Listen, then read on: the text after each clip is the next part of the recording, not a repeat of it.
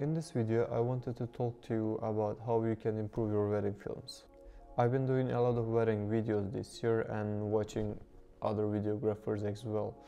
And there are a couple of things I wanted to share with you that will help you while shooting and in the post-production as well. So let's get into it.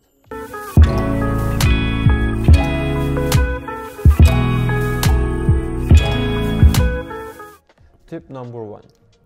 Don't freeze. When you're filming the couple, don't pause them. Tell them to have small moments, walking, whispering, and small chit chat. That will look more natural and more emotional instead of just placing the couple and telling them to pause. And that will also look weird in front of the camera because you're making a video and there has to be some motion. That's also maybe one of the most important things when it comes to wedding videos. You have to have the real moments and emotions in the video instead of... Tip number 2. Shoot a lot of B-rolls. Shooting a lot of B-roll sometimes will help you to save the entire scene. When you're filming in the wedding day, anything can happen. You may run out of batteries, your footage might be shaky, or someone just stayed in front of the camera, so you lost the angle, you lost what is happening. Having lots of B-rolls will help you to replace that unusable part of the video with that B-roll, so you can still keep the emotion and the story in the video with no distraction at all. Tip number 3.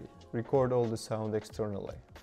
As I mentioned in the previous tip, anything can happen in the wedding day, and like running out of the battery will be the worst case during the speeches that is given by the couple or someone important in the family. And having all the sound separately might just save that. Let's say you ran out of the battery during the speeches and you're changing your batteries and you lost like 10 seconds, but if you still have the sound, you can just replace that part with a B-roll, so you still have the entire speech with no distraction or with no cut at all. I do use Zoom H1 for sound recording. It's not the best, it does the job, but there are lots of options with different price tags, so it's all about your budget. Tip number 4. Try different angles. Wedding days are not like interviews, or you cannot just stick with one look all day and keep shooting with that way. And because of that, don't be afraid to try different angles. Like when it comes to, let's say, if you're doing bridal shooting, try to go low and try to see the environment more, or the light or trees, leaves in the background.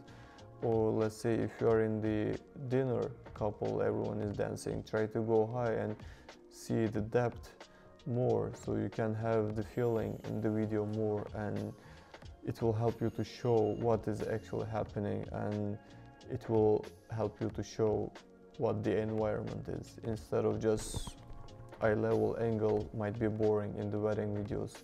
So that's pretty much it for this video. I hope you find it useful. If you have any questions, just leave me a comment or just find me somehow.